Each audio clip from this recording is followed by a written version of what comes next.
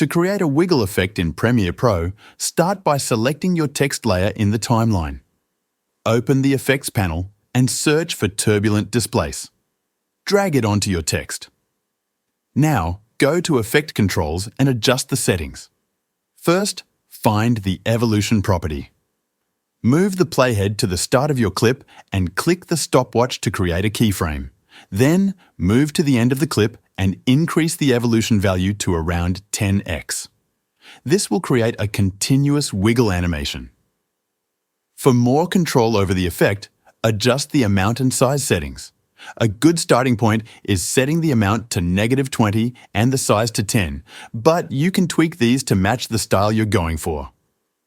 Increasing the amount makes the movement more intense, while adjusting the size changes the shape of the distortion. That's it. Your text now has a smooth wiggle effect. If you want even more variation, experiment with different displacement types under the Turbulent Displace settings. Thanks for watching.